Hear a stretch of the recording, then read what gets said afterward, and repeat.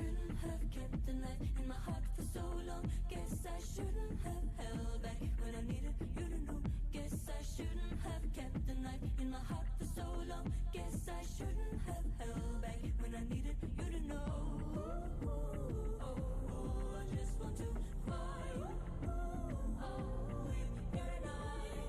Oh, it's perfectly fine to grieve the pain that's gonna die.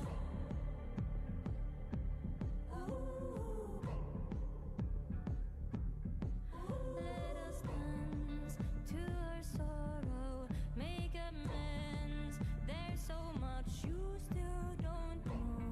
Here's to us now, my dear. We're going deep now. All this fear, it's contagious. Now we're here. Let our glasses overflow. Here's to us now, my dear. Guess I shouldn't have kept the knife in my heart for so long. Guess I shouldn't have held back when I needed you to know.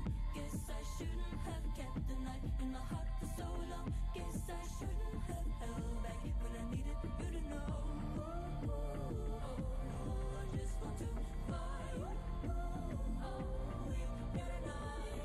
Oh, it's perfectly fine to grieve the pain that's gonna die.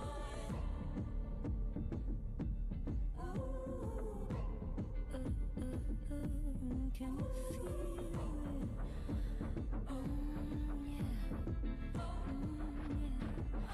Let me feel it.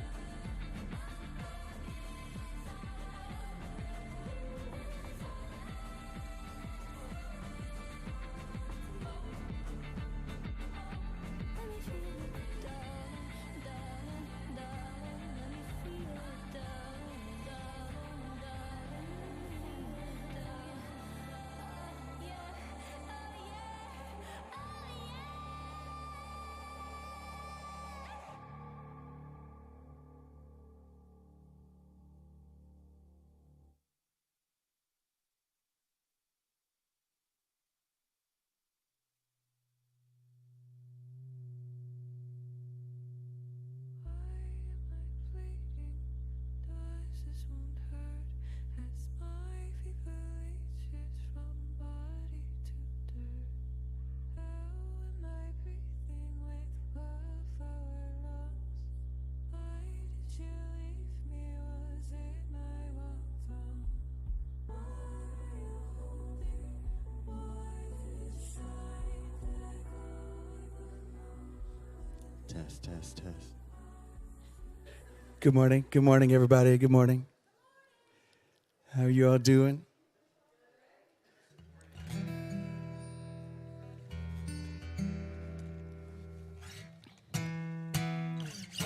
So I had this song on my mind just a little bit ago.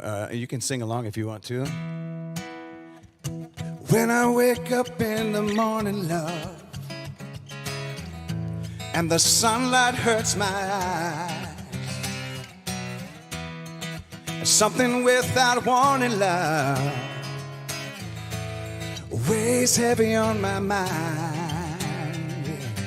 Then I look at you, and the world is alright with me. Just wanna look at you, and I know it's gonna be a lovely day.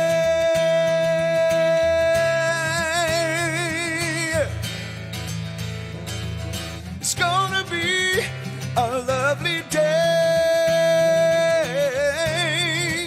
Mm-hmm.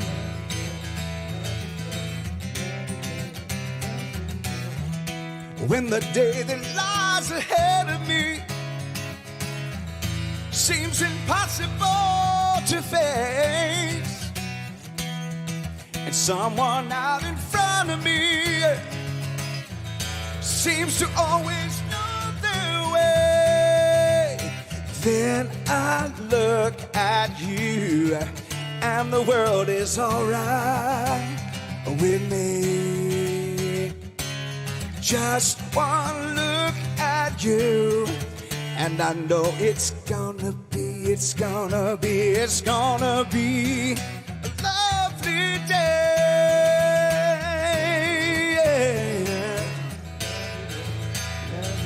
It's gonna be a lovely day.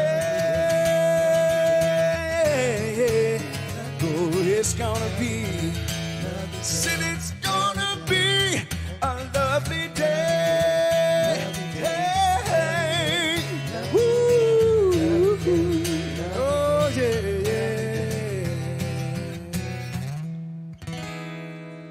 A lovely day. Take just a moment, if you would, to receive a deep breath in.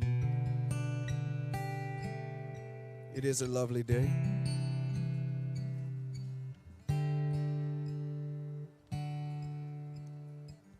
In the silence, there is peace. In the silence, there is unspoken joy. In the silence, there's relief from a world that's full of chaos and noise. So I wait on these precious moments when I hear all that can never be said, and right here in this holy silence I find God. I find myself.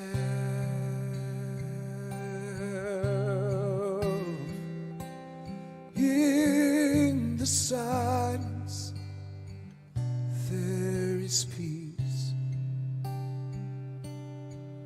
In the silence, there is unspoken joy.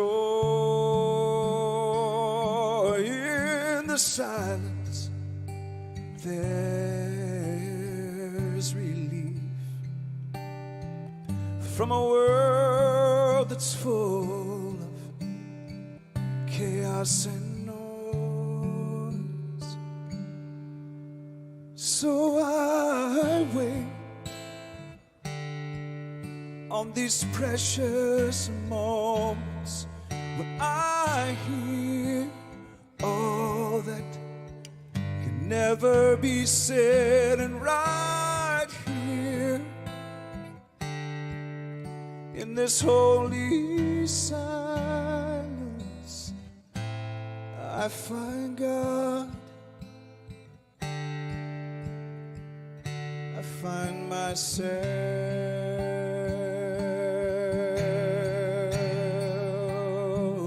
So I wait on these precious, precious moments when I hear all that could never be said, and right here in this holy silence I find God. I find myself.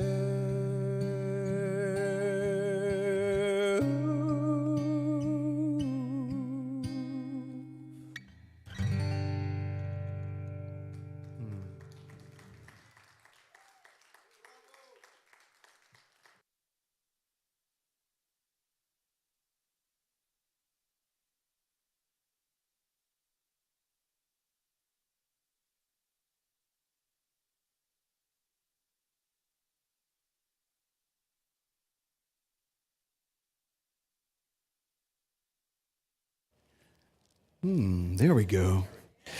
Am I on? You're on. What's up, family? How are y'all doing? Lovely, lovely, lovely. I am grateful to be with you today. You know, we've been in this series, and really the theme for the whole year has gotten hold of me as we've been discovering some of the thoughts around what the great emergence means. And for me, it's you know, I think we've sometimes overused the words great awakening. And I do believe there's an awakening and a quaking and a shaking that's happening worldwide.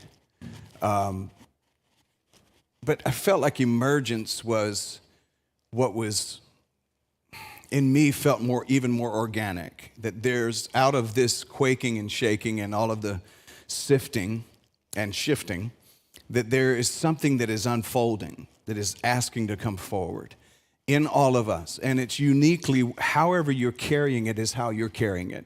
I don't have this idea that it's uniform, because it's not. This is not about uniformity. It's not even about conformity. It's about transformation, not conforming to some kind of a belief system or dogma. And I think everyone in this room will agree that we have reached an inflection point as the human species, and that there is very clearly something happening. And whether you're spiritual or you're religious or you're neither of the two, I think we all agree that something needs to change. And furthermore, I think if you're spiritual, you can agree that something is changing. There is an evolution that's happening. This is affecting even our human bodies. Again, biologists and doctors are studying this now, how even the physical aspects of the human are beginning to evolve once again, and at a more rapid rate, because in times past they've not been able to detect it, because it takes such a long time. There's such a long arc on that evolution. But now we are seeing time-space continuum being compressed, and we're seeing the speed up of transformation and evolution, which is really powerful. And of course, with the new discoveries in quantum physics and neuroscience and neuroplasticity and understanding the human biology even in a deeper way than we have before, it helps us to measure it a little more. But there's something that's speeding up. There's something happening that is causing us to move more rapidly toward what I believe Charles and Myrtle Fillmore talked about this. Ernest Holmes talked about this. Many other prophets and teachers and sages throughout time talked about basically a new human race, a new human species. And I don't want to get too weird into that. You know, we can go down the alien trail if we want to. I'm not saying aliens are weird. I'm just saying we can go down all kinds of pathways and get into conspiracy theories. I think those are ways or attempts for us to try to manage an explanation for what's happening. So, and I'm not in denial of any of those things. I'm good with all of that. But this great emergence that we're talking about in the month of April, at least, I wanted us to move toward understanding the inner temple, this inner sanctuary, this space that we found within us. We talk about living in the now. We talk about meditation. We talk about going within so that we don't go without. We have talked about it. We've discussed it. But now what? Now that we're in, we know that it's all within. Now what? What do we do with it? And last week, I threw, I think, a wrench in things, which worked out for me because it was just me sharing with you revelation for my own personal life. And that is that I am not interested in being nice anymore. Which sounds odd to say, stop being nice. I almost want to get t-shirts made, stop being nice, so that people will just ask, what do you mean? Because we see the be kind t-shirts and we go, oh, that's great. But what happens if we say stop being nice? Then maybe somebody asks what being kind actually is, because being nice is a surface level, shallow, performative activity.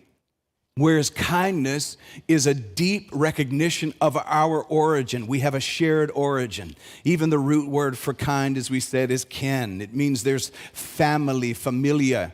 We are kin to each other. All of us go back to the same origin. We all are from the same source. Even the people you don't like, they are all from the same source, because we are all an emanation and manifestation of the divine. Now, maybe not everybody's awake to it, and so that's why the behaviors show up in different forms, but we're all of the same source. So I got to thinking, man, if that's a belief that we've had that has been subtle and underneath the surface and yet influenced so much of our life, what else could we miss? Let's poke the bears, not just the bear. Let's poke into all of them. And so as I started to sit with stop being nice, start being kind, what else has infiltrated subtly in my life and caused me to live at a limited level? So, let's go there together. If I was going to title today, and I have, it would be Unlearning What Was Never True. Unlearning What Was Never True. So while I'm in this inner temple, what do I do to live from this space more organically, in a more real way? So just receive a breath with me, if you would. Just not a church breath. Not I'm trying to be spiritual breath. The breath you've been needing really all week. Just feel that and fill the lungs up with that life force. And I'm going to ask us to chill because I'm not actually adding anything today. It's not my intention to add any belief system or any checklist. I don't want to hand anything extra to anyone.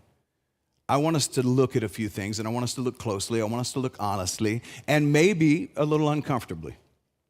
Is that okay? You said I've had enough discomfort all week, but I'm asking us to just not to add any beliefs, but to look at some things, because this sticks out to me. Many of the beliefs shaping your life right now are not the loud beliefs. Because if they were the loud beliefs, they would be easier to get hold of and to notice. They're not obvious. They're not sitting, I like to say it this way, they're not sitting on the surface and saying, hey, guess what I'm doing? I'm limiting you today. It's not the obvious beliefs that get us the most. It's the quieter ones. It's the ones that are more sneaky, more covert. It's the ones that have been woven into the fabric of our everyday life that seem to be causing us to live a limited life. The fact of the matter is that many of the beliefs that we have that are limiting us actually sound like wisdom. They feel responsible. They're wearing very nicely the voice of your parents, your teachers, your pastors, your priests, your rabbis, your imams, whatever your tradition was, or maybe is. And I'm going to tell you something. This is what I've noticed in my life. Some of the beliefs that are holding me in limitation even sound like God. Because God was given a particular voice. I don't know about you guys, but God was given a particular voice in my life. And this is what thus saith the Lord. This is what thus saith God. And so some of these beliefs sound godly. They sound amazing because they are ingrained and they've been normalized in our life. And here's the thing. Anything that was passed down with authority, you rarely question. I have questioned so many things in my life that it sent me on the quest of my life, and ultimately, a question is a quest toward an answer, a journey toward an answer. In fact, questions are answers in seed form. But so many of the things that have been ingrained in me as philosophical or moral or just the right way to do it, I've never questioned. Anybody else? Some of those things that are just, even the niceness thing. Had anybody else questioned that one? Had you ever really questioned, am I being performative here, or am I really being kind? Is my body saying no and my mouth is saying yes just because I want to be thought of as nice? I hadn't really questioned that much. I had looked at it before and thought, oh, that's kind of neat. But I didn't realize until I got into it how much it had affected my life, how I communicate with people that I love, how I receive the information they send to me, and how I process the information and how I give that information back. And so I'm asking us to look at those things just a little bit. We inherited these ideas. And this is the truth that I don't think we say enough as we move through this path. Just because something was passed down to us, it doesn't mean it was true. It feels true, but it may not be. It could be just a tradition, because all a tradition is a traded down belief.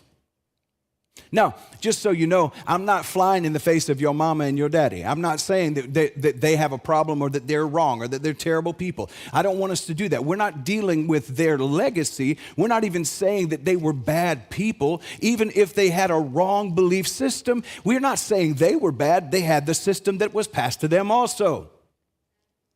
And in many ways, we're victimized by a system that has been put in place to keep us from recognizing our own human divinity. If we practice something long enough, it feels normal. But normal is not the same as natural.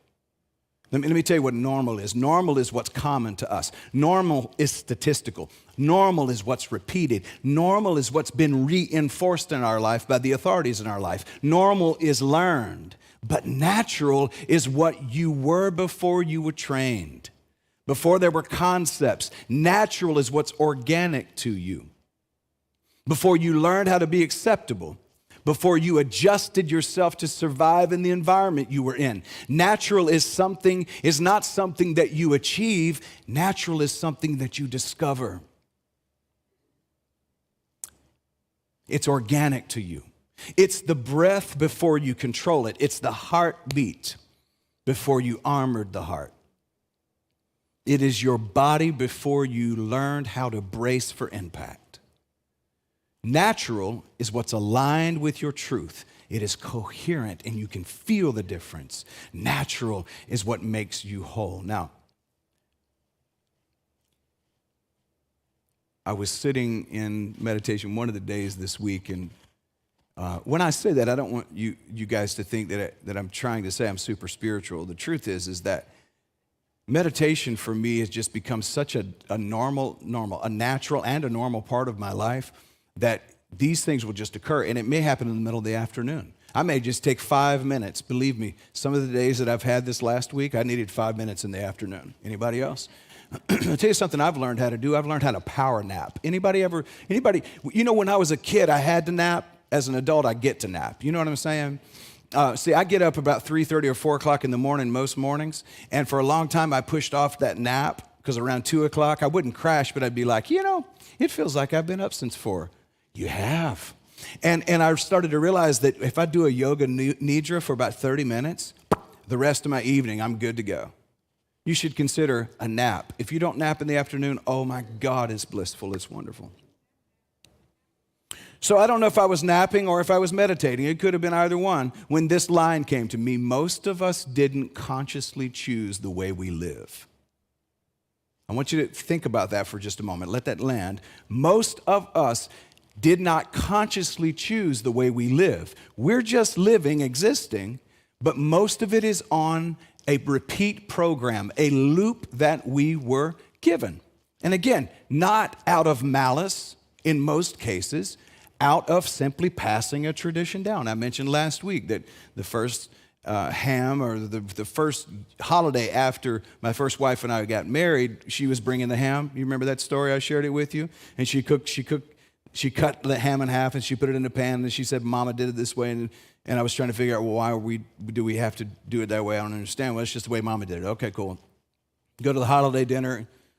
Mama, which is her mother, says, well, I don't know why I did that. I just did that because your grandma did it that way.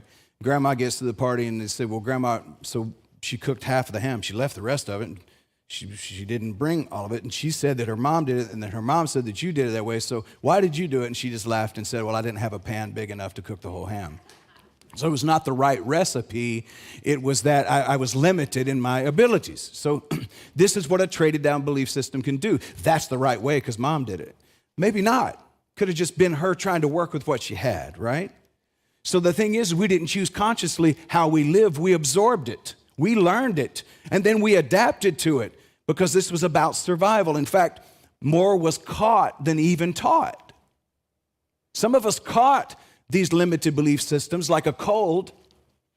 It wasn't said directly to us. This is what I've said to all of you before. My dad, I remember hearing my dad from the platform talk about the devil and hell and sin. He never really talked to me directly about it, but I was around it so much, osmosis, whoever he is, influenced my life a lot. so that I knew a lot about the devil and sin and hell and all of those things, but that was ingrained and woven into the fabric of my particular belief system. And it informed my responses and reactions to life. So we learned what it means to be good.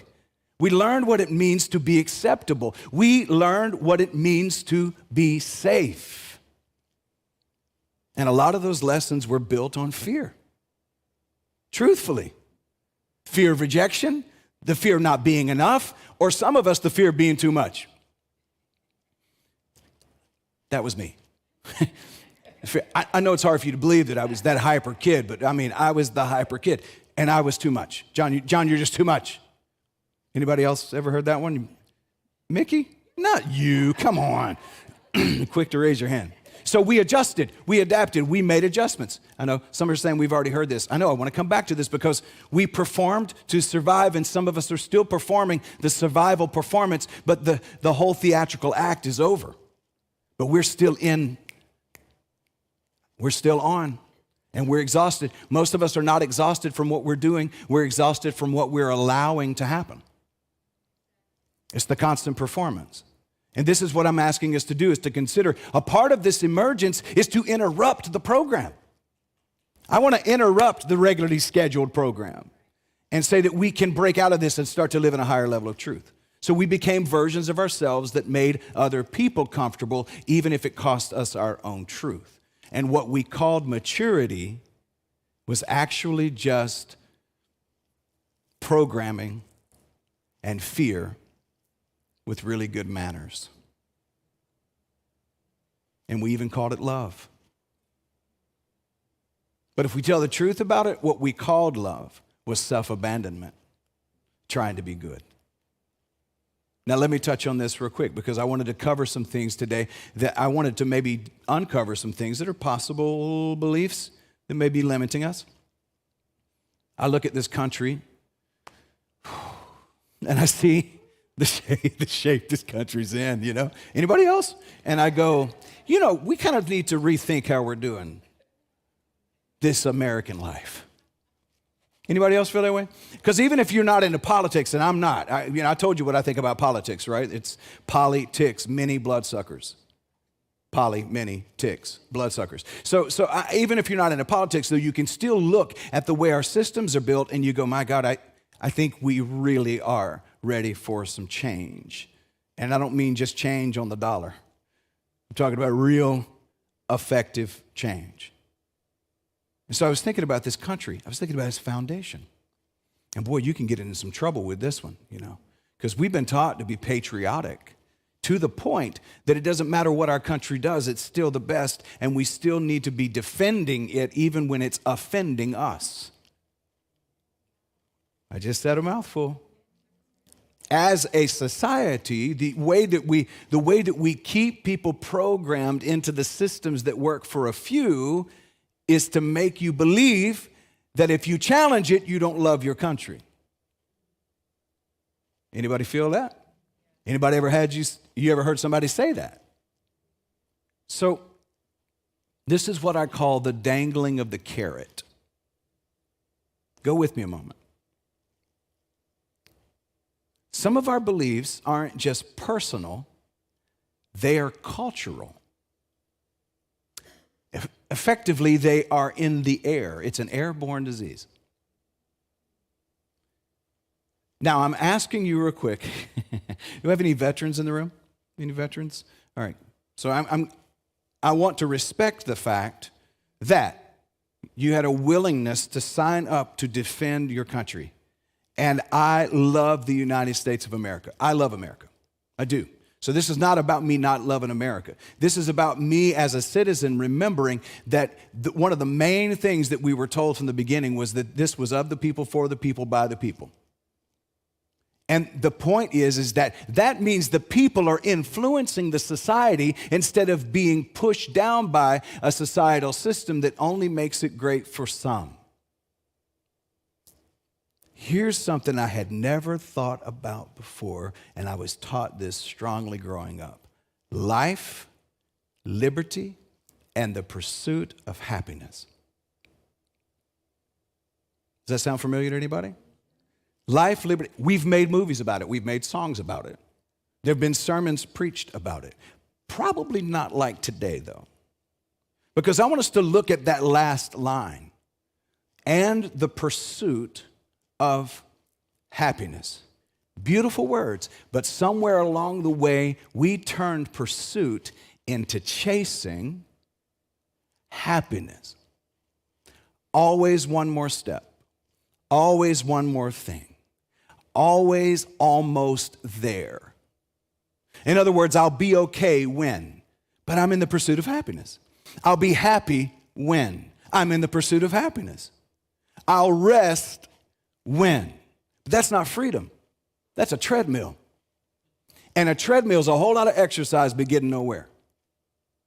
I am pursuing happiness. I want to point out a few things today that we may have forgotten about belief systems like this one. Because if happiness is lived out there, you would think we would have caught it by now. Because we've been pursuing it for a long time. We've been in the pursuit of happiness, in the chase of happiness. And I want to point out a few things to us today. So what if happiness is never meant to be hunted? In fact, hunting it is denying the existence of it in your present moment. What if it's not something that you earn, but it's something that you stop postponing to a later moment? Maybe we have been outsourcing our happiness to the pursuit, and the pursuit has become the addiction. And we're saying we can't be happy now because then we would be messing up our saying, life, liberty, and the pursuit of happiness. Let me point another few things out, if I could. How many of you have a phone today? You got a smartphone? Anybody have a flip phone? You don't have to raise your hand if you got a flip phone. Anybody have a smartphone? Pretty much everyone in the room has a smartphone, possibly. Drove a car here today? Drove a car? Air conditioning. Got air condition? Yeah? Yeah, we're coming into that time of year. Why am I asking those questions? Let me point this out. We are more technologically advanced, more medically advanced. We are more convenience advanced than any society in the history of the human story. Everyone in this room is more wealthy than any king in the medieval time. There is no king in medieval time who could have even imagined the level of convenience we have, not even a king. And yet we're the most unhappy human society in the history of human story. Something's wrong with that. Can we think on that a moment?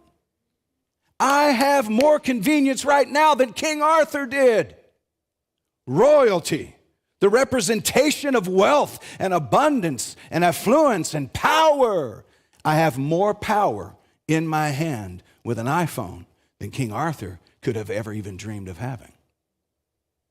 And yet, more anxiety medication not only produced but sold than ever in the history of humankind.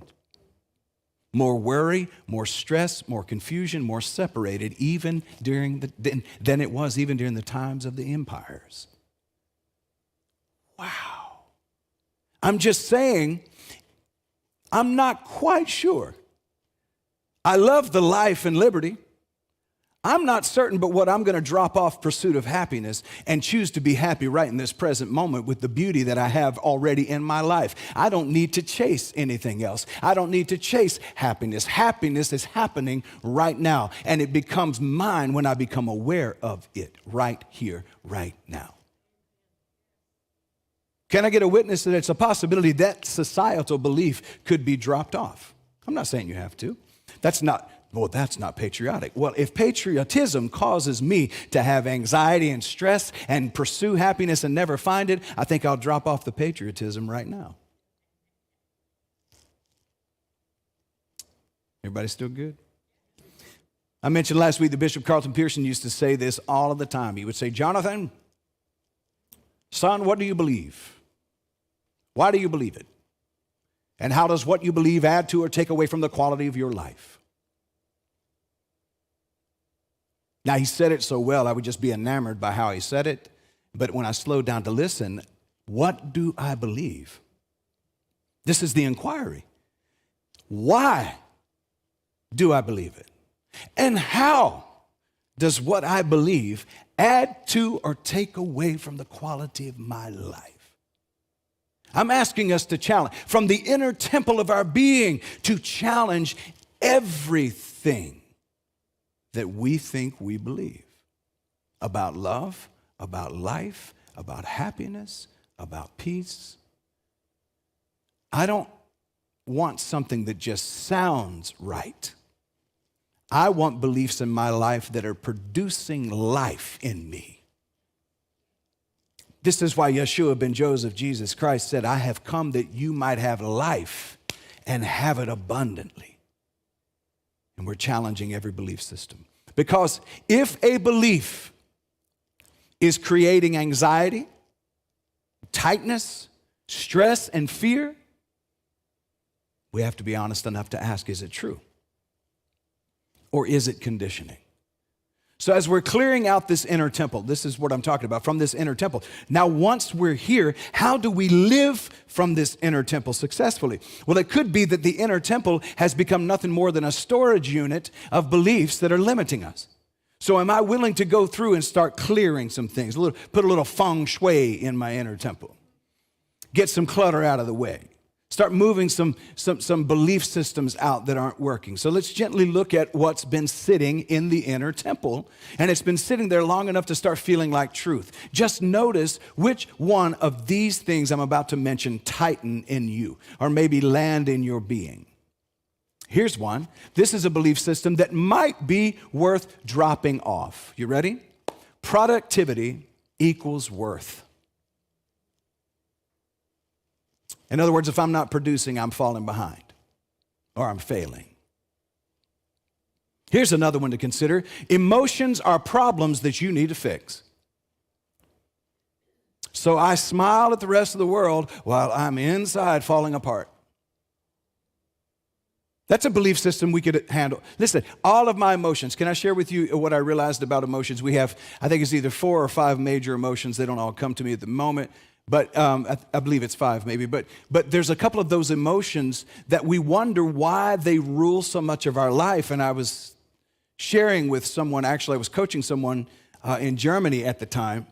And it just occurred to me while we were in this coaching session that a couple of these emotions, if we consider these emotions to be like our kids, like our children, it's no wonder some of them are really upset because we really abuse some of them.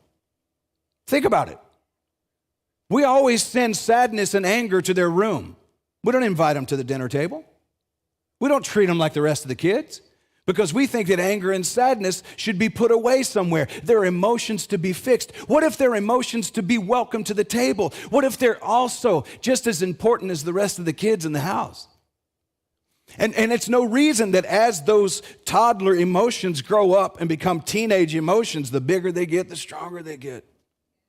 And it's no wonder that anger rebels on us and that sadness rebels on us because we have not treated it with the honor and the respect that it deserves. Anger is not a bad emotion.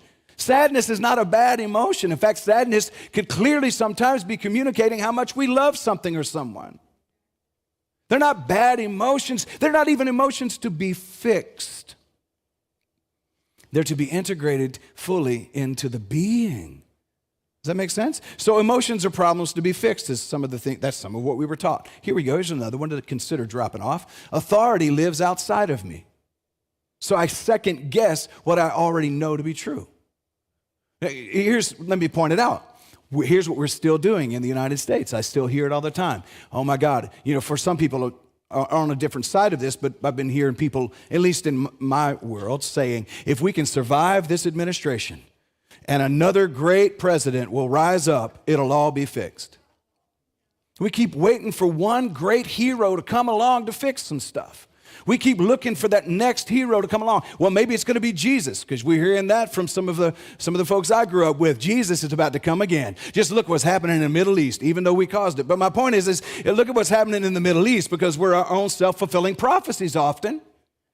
It must mean that Jesus is going to come again, split the eastern skies, take his favorite people out the back door, and the rest of humanity can go to hell.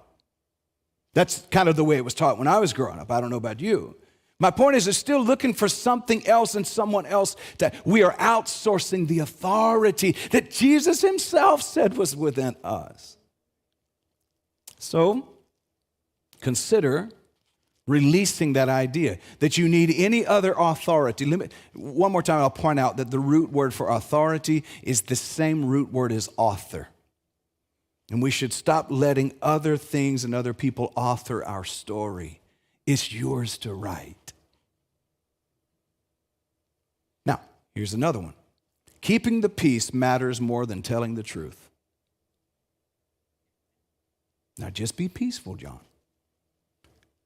John, where's the love? You're the love preacher. Where's the love? Be peaceful. So I stay nice. And I abandon myself to make sure that all of these relationships that are sometimes in conflict and sometimes toxic. Look, let me tell you something. You can notice the divine in people and still notice that their energy is toxic. Did you know that? You can include everyone. That radical inclusion doesn't mean that you kiss everybody in the mouth, because there's some folks got COVID. Let them move on down the road. I mean metaphorically. You understand what I'm saying? I'm saying you can love, but some folks need to love at a distance because they just sharpen their knife too sharp. Does that make sense to anybody? This doesn't mean that we're bad. It doesn't mean that you don't recognize the divine. But sometimes you have to recognize the divine across the parking lot. And say, I see you, I respect you, I honor you, and I know for a fact, energetically, we do not align. And I'm not saying I'm right and you're wrong. I'm trying to say, energetically, we don't. See, I didn't say I'm better than you. I didn't say I have it figured out. But one thing I figured out is that we don't have to get along to go along, or go along to get along. That make sense? So sometimes keeping the peace is not an option when others are not willing to be at peace with you. Listen, stop trying to keep the peace with people who are intentionally trying not to understand you. It is okay to say it's okay for us to disagree and to just not hang right now. John, you've made your point. Move along. All right. Here's another one we could consider dropping off. I am my roles. In other words, I identify with what I do, what I have, who people think I am. I've shared this with you before. For me personally, I woke up one day and I realized before noon I had like 13 different roles I was playing. And I went, man, that's a lot. It's husband, it's daddy, it's Baba, it's preacher, it's reverend, it's heretic, it's false prophet, it's that crazy guy from over across town. All of the things, right? And realizing that those roles are not me. So the belief is that I'm the roles. I identify with what people say I am. So I forget who I am underneath all of that. Now, here's one that I know we could consider dropping off tomorrow and be a lot less stressful, and here it is. More is better. Because having more, proves that you're more successful. We call it keeping up with the Joneses. Now, some of us would say in this room, now, you're not saying anything that I don't already believe, but I want us to think about this. How many of us are pushing off our happiness and our contentment to a moment when we finally get that thing? If I can just get Mr. Right. Oh, if I can just get Miss Right. Oh, if I can just get that promotion, then I'll be happy. If I can just get to that, I'm just trying my best to get to that, and then I'll be happy. More is better is a belief that's limiting us, so we keep chasing instead of arriving, instead of being present. Instead of being grateful for what we have in the present moment. Gratitude as an attitude in the present moment will bring everything into your life that is not only necessary, but wonderful and blissful for your life. Bliss is right on the other side of gratitude. Here's one. Certainty equals safety. And see, I know that these seem to be apparent, but can we ask the question within ourselves of maybe some of the lack of feeling safe is because I'm uncertain? And then ask yourself, what is actually certain in life?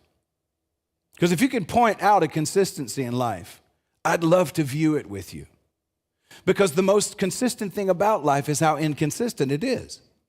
This is why I have not understood intellectually why we're so adverse to change. Because change is the only constant.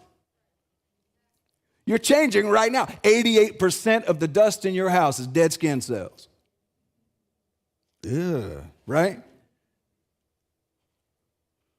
Certainty equals safety. That's why some folks are losing their mind right now, especially, again, the brand of religion I grew up in, losing their mind because when you start to question the authority and you start to question what we have called the Word of God, and you start to question and deconstruct, it starts to wig people out because there's this belief that if you pray the right prayer, you go to the right church, you're a part of the right religion, that all of a sudden you're safe with God.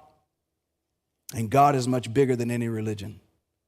And there's no certainty in any religious system. And so we cling for answers and we avoid growth because we think certainty equals safety. Here's another one. Self-sacrifice is love. So I give until I got nothing else left to give.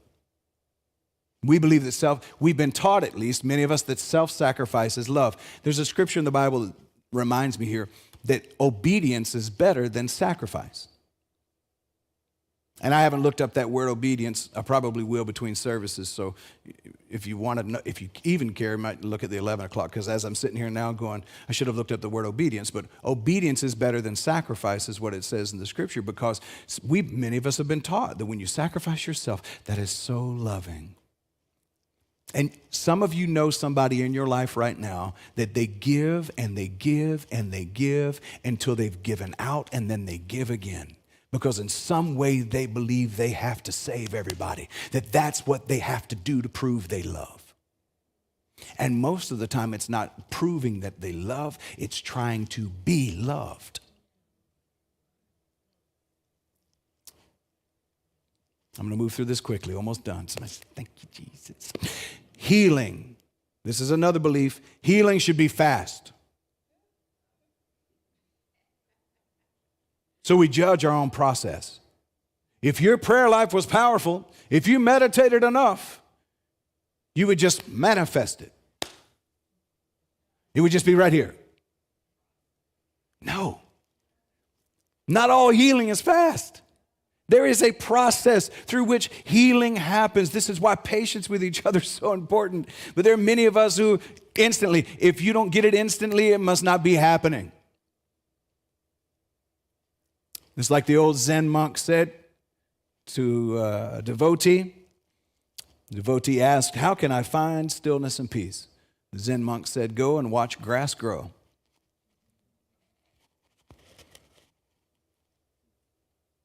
Don't expect it to be fast. That was the point. It's happening, even if you can't see it happening. But healing is not necessarily fast. So if we think it's fast, instant, then we're judging the process. I'm not saying that sometimes it doesn't happen. Sometimes it'll happen. It'll be fast. It'll be abrupt. But many times it's not. And so often we've been taught, especially in religious circles and spiritual circles, that you should just be able to have a Reiki session and you're good. They should be able to just lay hands on you and it's instant.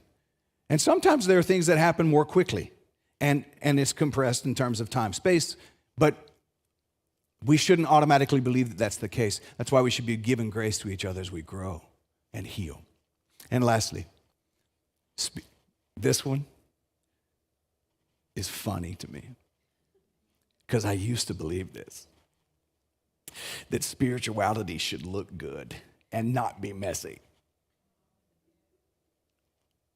That waking up should just be, ah, and the angels are singing and gold dust is falling from the sky.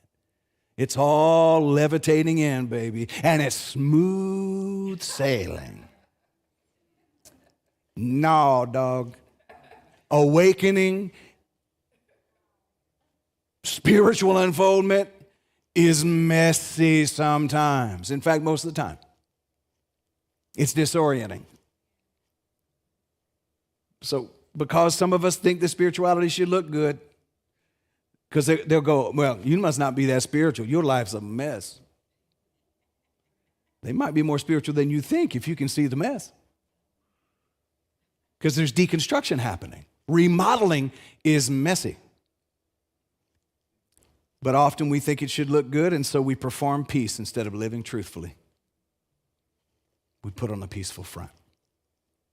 Now here it is. If you felt something shifting in you today around some of these beliefs, maybe some of them you don't have. Maybe you could start to notice how some of these are influencing your reaction and your response to the world. If you felt that loosening maybe inside of you, that you're seeing something, allow that to expand, because when you see clearly, you don't have to fight. You don't have to force. You just stop, you pause, you stop chasing, and you stop negotiating with yourself. You stop living by something you never consciously chose. When you interrupt it and you're able to see it, you can start to move toward higher truth. And this is what it means, I believe, to tend to and to clean the inner temple. You're not performing in it. You're clearing it. You're making space. And in that spaciousness, you begin to expand. So when those voices start to speak to you, you're not enough. Keep chasing, keep pursuing. Stop listening to it, but let it be a cue that there may be a belief system in there that's trying to attach to you.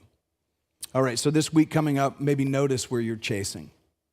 And just gently pause and say, hey, I'm going to come back to the present moment. Just remind yourself that I don't have to run somewhere to be whole. I'm already whole, I'm already complete. That you don't have to be better to feel alive. And that you don't need to perform to experience the presence. You just maybe need to clear the space and notice it. And so I leave you with this. May you have the courage to unlearn what was never true. Examine it all. May you have the grace to release what wasn't even yours to start with. And may you come home again and again and again to the sacred and that simple, beautiful truth. Nothing real is missing in your life. It's already here. And this is the treasure that we found. So, Holy Presence, thank you for the opportunity today to take a look at some interesting things. And go beyond just asking, am I being nice in performance or am I being kind? But am I leaning into certainty because I think it's safe? Have I allowed societal belief systems to influence me, causing me to chase and to run after more and more and more? Am I able to let go of some of these things that have burdened me so that I can become more true, more real, more present?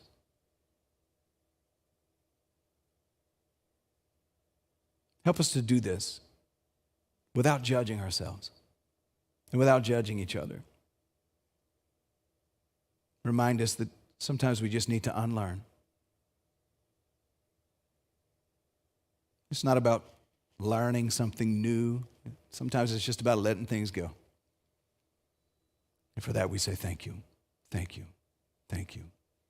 And so it is. And so it is. I love you, family. Thank you for putting up with me today. All of this is turning into a book. I've just finally, I know, I've been after it for a while. This Great Emergence, I actually finished this week the first draft of this book, The Great Emergence. And so that means now you have to hold me to it. So I'm accountable to all of you to go, hey, where's the book? Hey, where's the book? But the first draft is done. And so I'm grateful because this is really unearthing some stuff in me and hopefully will help others to unearth some things in them.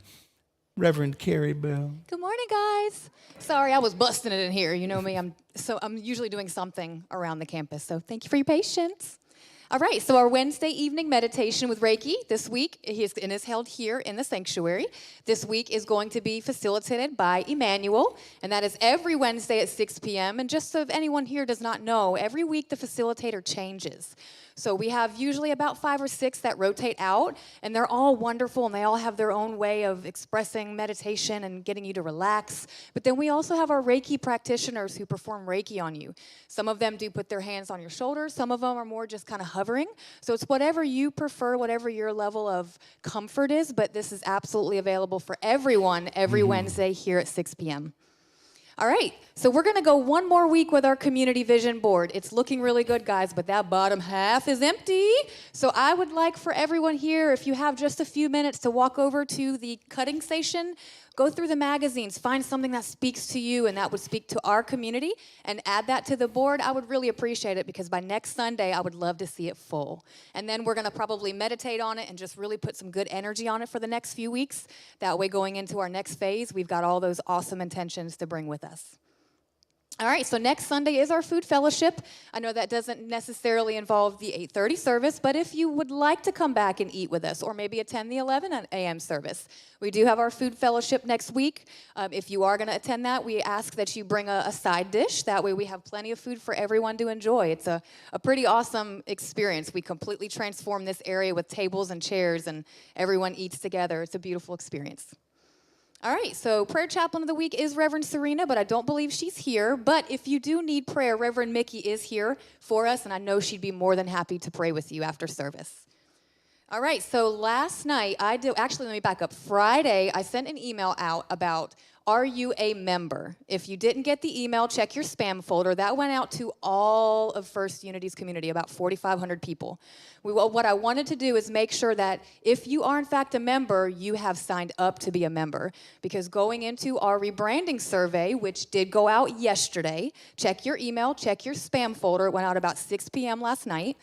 This email is a survey only. Basically, it's asking you about 5 questions if you would be open to a rebranding, which means a name change. Not ideals, not core values, not who we are as a community, just simply a name change, which potentially could reach others in our community who are not familiar with what we are and who we are. Reverend John, did you want to speak a little bit more about that and about what it is to be a member? I know that's something that we somewhat missed a little last week, and I apologize, guys. I kind of sprung it on everyone last minute, but really what it means to be a member. So, and not just that, this is happening in phases, okay? So the question is going out, is there an interest, okay, in the possibility of rebranding? That's just one phase, and that's so that we can sort of gather data to see if there is that big of an interest. We had several people come forward and say they would like to see that considered, and so we thought, you know what, let's send the survey out. This gives us that idea. That's just a phase. The next phase of that is to gather that information and see if it's enough percentage for us to then put a small group of people together, just a small committee, to start gathering information about what that could look like, the pros and the cons, possible names, what it could look like in our community, some demographics, gather some more data, and then bring that data and information back to the board, and so that the board can take a look at it and throw out some ideas with the committee before ever even bringing it to the membership, so that we actually know what we're talking about once we've received the information. So this is in multiple phases, so that everyone understands that's not a decision that I would make or would want to make on my own. That's not a decision that the board makes along with me or the staff. That's a decision we all make as a collective. So that phase is on down the line. First phase, gather that information to see if it's even of enough interest to then go to the next phase, gathering the information around it and some data and pulling in some marketing ideas, coming back to the board, them making a decision back together, and then bringing some kind of a presentation to the body of membership, okay? And it's at that point that we would talk about a possible voting. I think the only prerequisite to membership is to have attended here 90 days or longer, and the reason for that is just so that you can know for sure this is really where you want to be and you want to be a part of this membership. That's all. Yes. Yep. So if you did not receive either of those emails, that very well may mean you're not part of our email list, or you're not an active member, or maybe something in the transition between Aplos and Constant Contact. So if you are a member and you feel you're a member, please see me at the back of the sanctuary. Yep. I will make sure to check that, in fact, you are checked as a member. And then I'm going to send another email out. So don't panic, don't worry. That was the first batch. I will send another email out to those who did not get it the first time. Okay, guys? All right, I love you guys. Enjoy the rest of your day. Thank you for being here. One of the things we want to make sure that we do is that no one feels left out. And if you feel like this is your community, your voice needs to be heard. It's not just honored, but it's listened to, because you matter. You make First Unity work. I get to dance around and hang out with y'all, but you make this place work, okay? So make sure that if you have not received that information, that you let Carrie know so that we can get you in that data strand. All right? If you would, everyone, let's stand together. Let's do our peace song. Oh my gosh, we're right on time. Do our peace song and do our prayer of protection. If you're going to give today financially, make sure that you drop it off in the box right at the door, or see Miss Kathy as you start to leave, and share financial investment in our community with her.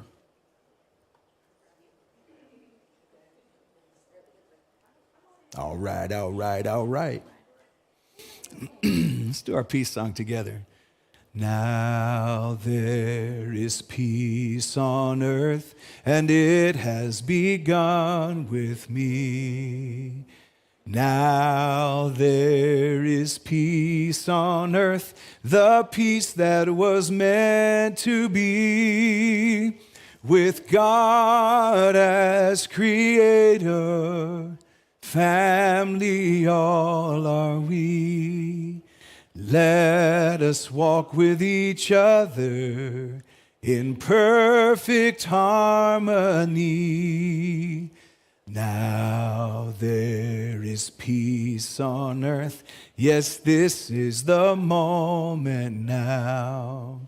With every step I take, yes, this is my joyous vow, to take each moment and live each moment in peace eternally.